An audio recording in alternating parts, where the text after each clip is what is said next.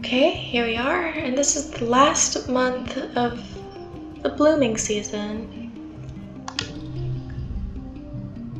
Okay, he's lifting and moving around some fertilizer, I guess. Maybe we just need one more humanities?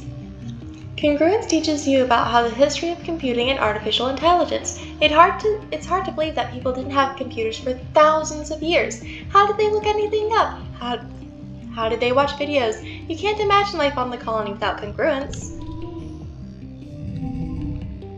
Oh, one card gets 3 busts. That's nice. Yay!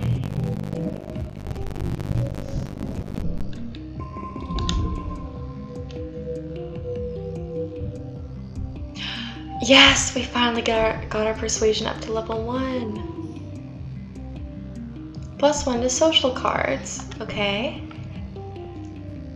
And now that it's a new season, let's look around to see if we can find anything.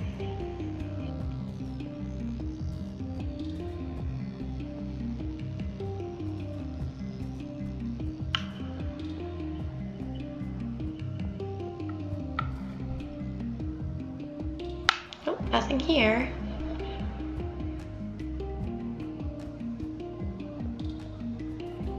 Maybe something outside? Yes!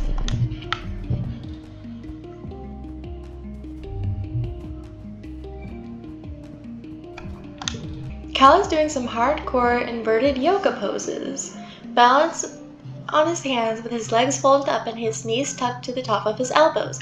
His breathing is long and steady. Check it out, he says, slowly extending one leg so it sticks straight up into the air behind him.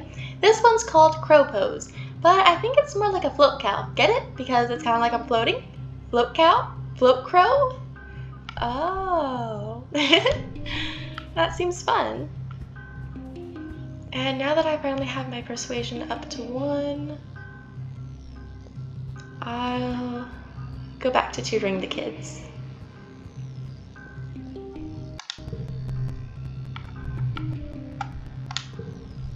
You tutor Nougat this month. Like usual, she doesn't want to learn. She just wants to play sports ball. You manage to compromise. You'll study on the bleachers. And every 5 minutes she gets to run around and take a shot at the net. You manage to get through a chunk of tutoring by doing that. You're shoo-in for best tutorer.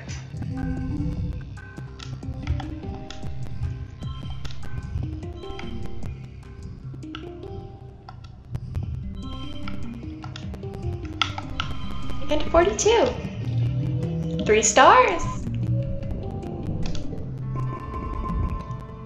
This year, Governor Loom's ascension to the Vertumna stage is heralded by an entire military band, their instruments shiny and nano-printed new. They march out of command in formations, splitting the forming phalanx at the foot of the stage as Loom takes his place before you. Spotlights turn on with a heavy ka-clunk noise, illuminating Loom in a halo of floating dust particles. He spreads his arms wide.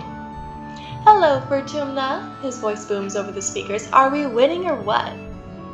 The reaction is mixed. You look around. It's easy to see the ones cheering the loudest are Helios, and the people who fully adopted their mentality, like Anemone. The Stratos are more reserved, some even silent.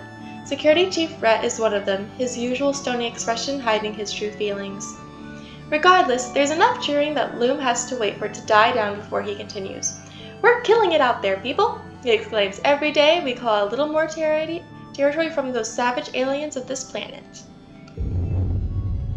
A Watadopod arcs through the air and lands with a broken splort at Loom's feet, splattering him with juice. You don't see who threw it, but the faction from Geoponics is looking restless. They begin to jeer and stomp their feet. Loom continues, raising his fist. Those Xenos attacked us first. Now they're learning don't mess with humankind. The crowd is now evenly split between cheering and booing. The Stratos are agitated, and you hear a call for things to return to how they were, and how Loom and his soldiers are killing the planet. Because they are. Even the council lined up before the stage facing the crowd looks conflicted. That ain't how it is, Utopia turns and hollers up at Loom. You don't even know what it's like out there. You just send folks to die out for your stupid war. Utopia hops on stage and routes her own speak through the speaker. He's lying, she yells bitterly. This year we lost 2 surveyors in the swamps, Sorrel and Quinnen. They'd be alive today if Loom hadn't sent him to clear out a manticore den for no good reason. She jams her finger against the governor's chest. The only threat to our colony here is you. Loom's smile doesn't change, but his eyes go cold. He snatches Utopia's hand and calmly, slowly crushes her hollow palm crystal under his thumb. You can hear the crunch of the bones in her hand before her feed cuts out.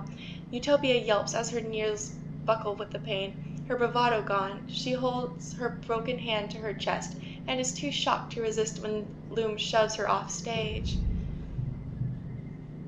Utopia! The crowd is stunned into silence as well. Loom clears his throat and approaches the end of the stage, looming tall over the council. Thank you for your input, he says icily. Your concerns have been noted. This isn't the buffoon Loom presents on his daily holovlogs, or the nuisance he is when he visits a worksite. You see something in his eyes you've only caught glimmers of before. Hatred. You Stratos are lucky we didn't crush you under our boots and take your colony by force, he sneers. Before we got here, this colony is doomed. You're only alive because I was merciful. Just a bunch of burned-out hippie fugitives. What was your plan to survive out here? Wishful thinking? Singing songs and talking to animals? Laughter ripples through the Helios. You, he gestures to the council, then jerks his thumb at his chest, need us, not the other way around. I'm done pretending I need to listen to your opinions. If you want to live, you'll do what I say. He stares at Dr. Instance, who glares up at him with hate in her eyes as she tends to Utopia's hand. Maybe it's time to clean the house, he threatens. We need team players here, one who share one vision for the future of Vertumna. Oh no. That can't be good. After a few tense moments, Zeke clears her throat. Sir, shall I continue with the traditional formalities now? Loom scowls down at Zeke, then throws his hands in the air. Whatever, do it if it makes you feel better. You're all cowards. He turns and stalks off the stage, his marching band scrambling to follow him with his exit song. As promised, there are no contests this year, but there's plenty of food and alcohol. As the sun begins to set, the Helios, including Base and Anemone, head straight for it and look ready to party into the night. The other teens seem a little less at ease. Dees, quite predictably, has already left. I should go check on Cal. No, I totally get it, Rex says to Cal as you approach. They didn't used to be this mean. Sure, we all joked about how, we'd find you guys rubbing sticks together in the dirt after your nanotech broke down, but it wasn't like this. He jerks his thumb towards Base and his group of friends, who've wrangled themselves in a little trimpet and are skewering it to roast over the bonfire. You can hear its dying squeals from here, and as night falls, the smell of sweet, charred scent of cooking. No, they've always kind of been like this, Nomi shakes their head. It's just like total humans, super masochists. See, something you don't understand. Nomi makes laser guns with their fingers. Pew pew, all gone. Want something someone else has? Pew pew, all yours. They lean back in their hands and look up at the sky. In dust, the wormhole looks so peaceful and far away. I used to think me and Rex were like changelings, like aliens beamed in and replaced 2 human babies with weirdos. I don't think you're weird, Cal says, eyes wide. I think it's great you 2 don't act like Helios. We are Helios, though, Rex replies, and Nomi nods. And some people dancing around the bonfire are Stratos. It's not about how you were raised. It's about the choices you make, Nomi finishes. No one is just a good or a bad person. Only bad people think they always make the right choices. The dancing and feasting continues well into the night, while you pass the time with your friends in the peaceful faction. Knowing that the whole colony isn't into being soldiers and fighting Loom's war on nature makes you feel a little less alone. But you can't stop thinking about the governor's eyes as he crushed Utopia's hand today. So long as he's in charge, what does it matter what anyone else wants? Poor Utopia. A week after Vertumna is one of the hottest since you landed. They're already causing global warming. They've only been there a few years, and they're already causing global warming. Wow. You're supposed to take time off for a much-needed break, but it's so humid and awful, and the tempers are short.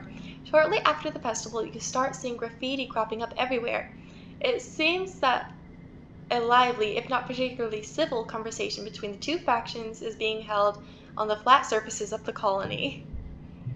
Loom announces a zero-tolerance party for political graffiti, but you notice not every tag is being removed, just the ones against war, of course. The atmosphere of the colony is oppressive, as thick as the choking dust heat itself.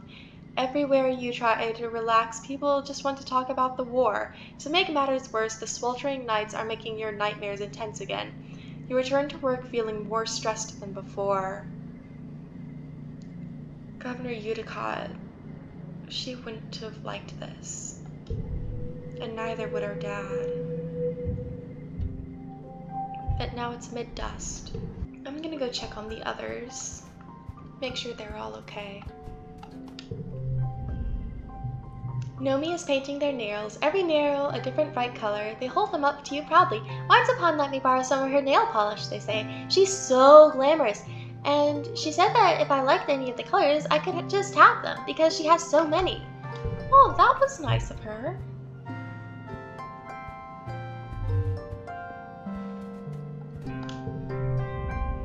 Well, hey, Rex exclaims, jumping up when he sees you. How's it hanging, Solana? Your eyes fall to a spectacular line of hickeys that travels down his neck and disappears under his harness. He sees you looking and laughs. Unashamed, he pulls down the fabric of his harness to show off that they go much further than that. Me? I'm good. He laughs real good if you catch my drift. Okay. Cal, I think I need to take a break with you in the garden today.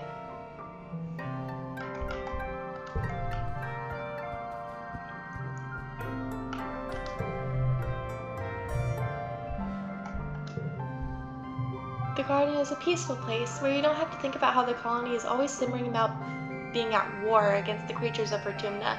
You can just sit and empty your head, smelling the sweet perfume of flowers and listening to the wind rustle the green grass.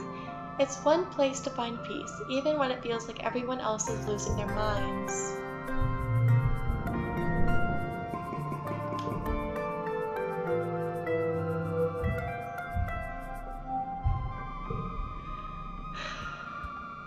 I guess now, after we say hi to Cal is in deep conversation with one of the other gardeners as you approach, but it seems as soon as he sees you, he breaks away from them and scoops you up into a big bear hug. Solana, he cheers, swinging you off your feet.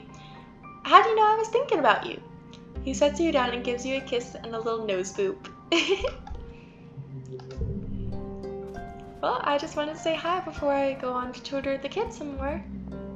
Oh, Rex has something to say. You spot Rex carrying supplies and big pieces of wood into the huge tarped-up section at the end of the lounge. He waves at you, well, as much as a wave as he can do with his arms full of mushwood. Hey, Solana, he calls out to you. Hey, have you come to see the bar? You give him a questioning look. The bar? I don't remember. You don't know Rex super well, but I don't think I've ever heard anything about a bar. He gestures to the tarps. My bar, he says. I've been working on a special project ever since I joined the construction crew. The colony needs a place to cut loose. You dig? He looks up, beaming with pride. I think it's about halfway done. You take a look at what you can see. Rex has kept it all pretty well tarped up and hates letting people inside to peek, but you can tell it's big, perhaps a little too big. Ambitious, maybe, for a first solo construction project. But Rex has a lot of help from his crew, from the whole colony. He'd have to be able to find enough wood. I'm sure it'll be great. Rex comes over to you and slings you into a one-armed hug. Just seeing you makes me super energized, he says. I can almost hear the music now. That's right, the bar is gonna have live music. You know, anyone who plays an instrument? I'm gonna work double time to finish this place. If you want to help, bring me all the mushwood you can find. Okay. I'm sure that will be fun once it gets set up.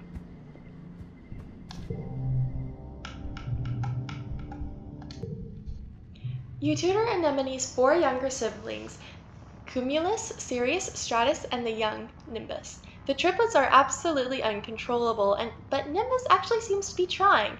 It must be hard to be the runt of the litter when all your siblings are so physical. Anytime he tries to answer a question, one of the other 3 shouts over him. You try to give him extra attention so that he feels comfortable. Maybe one of Aunt Anne's kids will turn out to be a brainiac.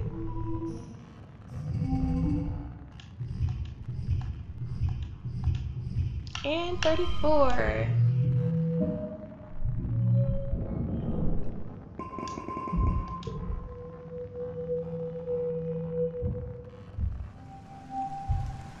And now, it's the wet season.